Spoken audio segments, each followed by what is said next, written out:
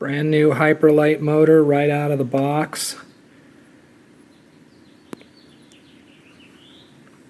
Crooked magnets, 2 in a row. It's got some kind of a black mark on it, which I guess whatever quality control they used thought this was okay. Magnets are taller, up higher than the other magnets. I've had nothing but trouble with these motors. Bad, I mean, the bearings lasting 1 or 2 flights and then getting loud and grumbly. I take the motors apart, look at the bearings. The bearings are bone dry. No grease was ever put in the bearings. Yeah, these are a challenge. Not really happy with them. So you know what I'm talking about. You can see the spacing between the magnets is all off. Big old gap there on the one at 6 o'clock. Then a little gap there now at 6 o'clock. Then look at how these are crooked. Big gap at the top, little gap at the bottom, which then affects the other magnets in a line. A little bit better view showing the giant gap right here compared to the tiny gap here. You can just see the difference in the spacing, how they do these things. It's just crap. If you compare that to these iFlight Ion Range 2506, this is an old bell from an older motor. I have a few sets of these. You can see how they use a much bigger spacer to align the magnets. The legs of those spacers come down at least 1/3 of the way down, and so all the magnets are nicely separated and all very well aligned with each other, which matters. It's a big deal. It definitely matters. I'm just going to show you how to deal with the motor bearing if you want to see how to inspect one. That little circlip in there has to come out in order to get the dust shield off. You can see here's the beginning of the circlip, there's the end of it. So what you need to do is I use a little pin, little frickin' sewing type pin, and I put my finger over the top of the clip so it can't fly away on me, and I dig under that pin, that circlip, and you can just lift the circlip out. And to get the dust cover off, you use the pin and poke the very edge right in here, and that pops out. And as you can see, this is a brand new motor. I haven't touched anything on this. Just popped it open just now, which I've been doing to these things. It's bone dry.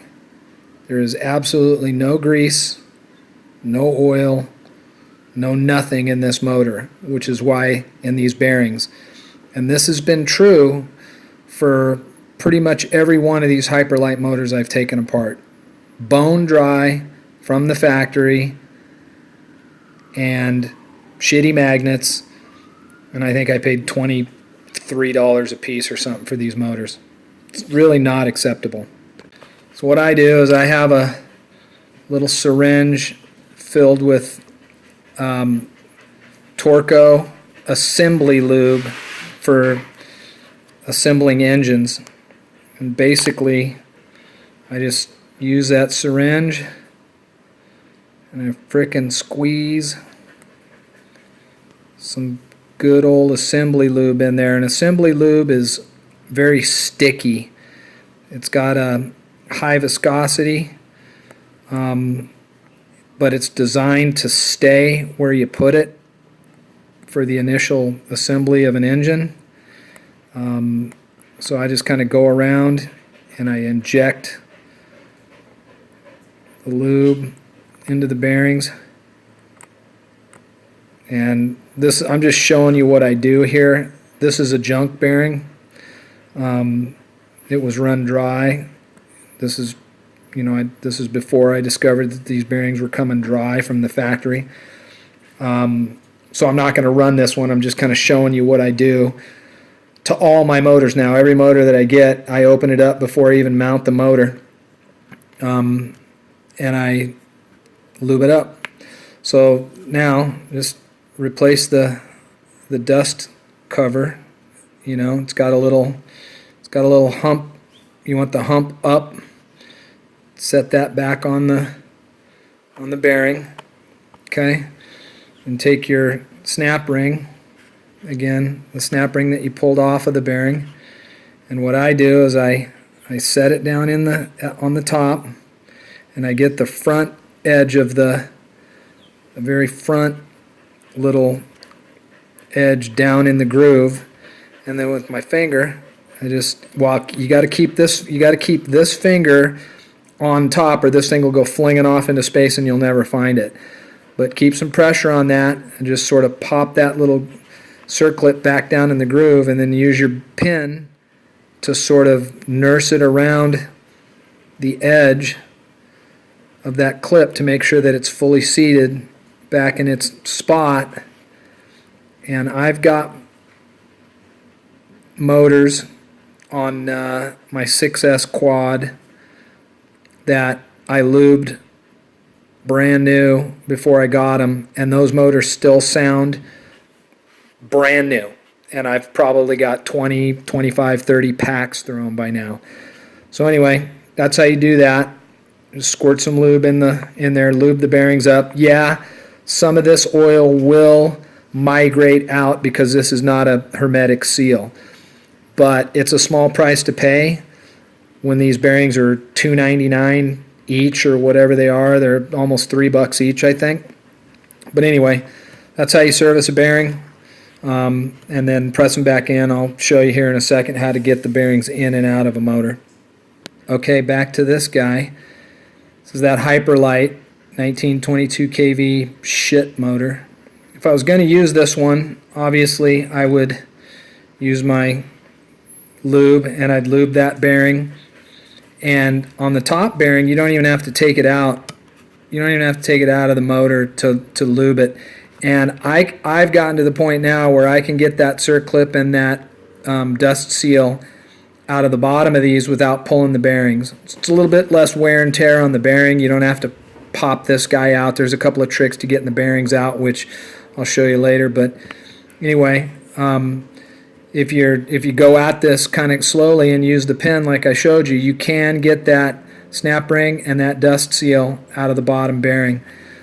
This guy here, we just pop the top off, and just so I could show you that a brand new motor out of the box comes bone dry from the factory, which is completely unacceptable for 20 some odd dollar motors. Anyway, just pop that guy back in there. Make sure that the hump side is facing up. This would be after you lubed it, obviously. So using the same procedure as before, get the circlip, get it down on the motor, get it facing in a direction which makes it easy for you to work, which is kind of facing away from you.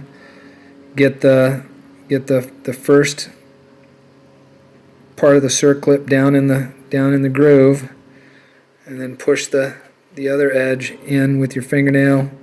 You can use the pin too if you want, but just get it down in the groove like that, and then take the pin and kind of wipe it around the edge of the circlip just to make sure that it's firmly seated back in its little retaining groove there, and that's all there is to it.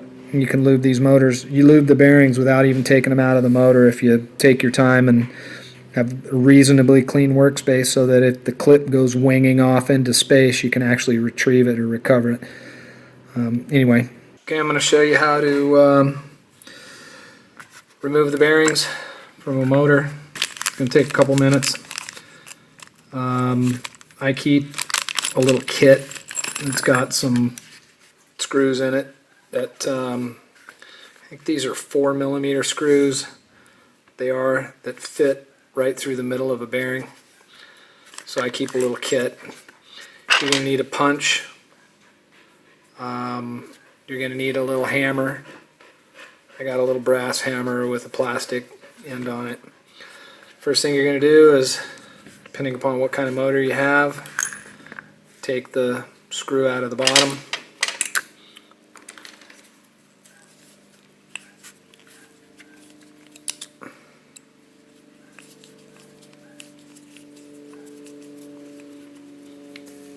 And you want to make sure on some of these motors they have a little brass washer, so you want to kind of keep your finger over the top of that while you pop it loose from the Loctite.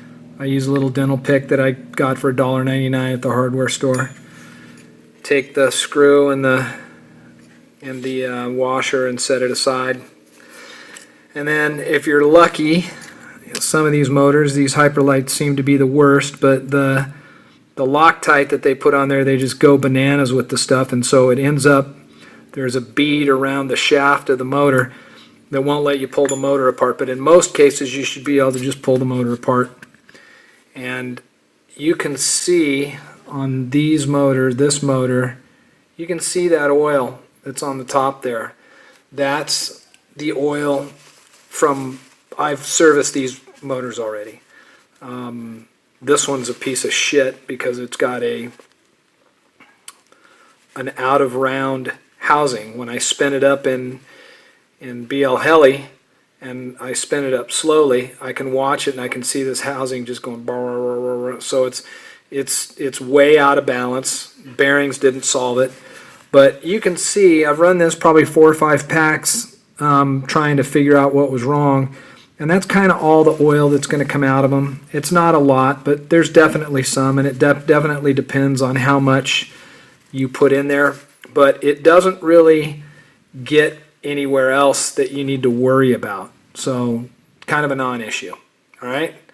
So the first thing we're going to do is pop the top bearing out because it's got less room to travel to get out. You can kind of see on the bottom here there's a little oil down in there as well from my oil job. But anyway, take your punch, okay, and put it down through the center bearing and try to get it going off to the side as much as you can. And you want to hold the motor in your hand so that you don't want to pound against a surface and potentially damage or break one of these stators off of here. But get the punch butted up against the bottom bearing at as much of an angle as you can get it. Hold the motor in your hand, sort of like that, and then with the rubber end of the mallet, just give it a couple of taps. Rotate the motor, keep the punch in the same direction. Give it a couple of taps, and the bearing's out. And you can see by looking at the bearing that I didn't damage the dust shield or the race of the bearing, or did I put any big scratches on the bore of the motor? Okay, and then the bottom bearing, I use you can use the same punch if you want. I've got a little different one here. It's got a soft, plasticky, hard kind of plastic point on it. A little bit softer, a little bit easier on things. Put that at an angle as well, holding the motor in your hand just like we did the last one. Just kind of support it and give it a couple of taps, usually 1 or 2 taps. We'll pop that guy out. And again, we didn't damage the race, we didn't damage the dust seal, we didn't damage anything. But yeah, you can see that my method of lubing up these bearings, you're gonna spit out a little bit of oil, but it's not gonna hurt anything. It doesn't get everywhere. It kind of stays right here, and everything's sort of sealed in these things to begin with, so it's not that big of a deal. All right. So anyway, that's how you get them apart. How do you put them back together? Well, I take a 4mm screw, a washer, okay, and 2 old bearings, and a little bit thicker washer, but any washer will do. It doesn't really matter. So washer then an old bearing, then set that down. Take the bearings. Obviously, if you've serviced your bearings or you're putting new bearings in, pretty easy to do, but just make sure everything's kind of clean. Push the top bearing in, and just, you can almost push it all the way home by hand. They're a light press fit, so it's not that big of a deal. Take the bottom bearing, sort of get it started. Try to get everything started square if you can. Push it in as far as you can. Trying to make sure that everything's square. Kind of get it started. So you got the top bearing started. You got the bottom bearing started. Now take your little screw stack with the bearing, washer, screw, put it in. Boom. Take another bearing, old bearing, washer, and a nut. And then most times, not always, but most times, you'll be able to grab the Allen wrench, boom, and just sort of hold the nut, screw the Allen wrench, screw the screw down till it doesn't want to go anymore. No real force necessary. And just back it all out. Take everything apart. Save all your goodies. Bearings perfectly seated. Bottom bearings all the way back in the hole where it belongs. Actually, this needs to go in a little bit farther, so I'm going to need to grab my pliers. Bear with me one second. Hold the nut with the pliers or a wrench, doesn't matter. Doesn't take a whole lot of force to do this. And screw this. Yeah, so once you get it to the point where it doesn't want to go anymore, without using a whole lot of force, the bearing is seated, and it's all the way home. And there's another trick for getting these bearings out. I don't like to do it this other way because I think it kind of puts a little bit of stress on the bearing, particularly on the bearing balls themselves. But you can take a paper clip and make two equal lengths with it. You don't have to be super critical here. Just get both the ends lined up, and then take your flat pliers and grab just a little bit of it. That's probably more than enough. You want to bend a flat edge on it like that. Do the same thing here. Bend a flat edge on it like that. Okay. So what you're looking for is basically that. And then you can put these in through the bearing and let it open up like that. And then using your finger as a clip and pushing outward, sort of like that, keep some pressure on that. And then you put the screw through here like this, and keeping some pressure on it. And at that point, you can tap the bearing out this way. And that is what that looks like. It sort of grips the bearing on both sides of the race, and your screw is basically driving the bearing out by resting on top of the two legs of the paper clip like that.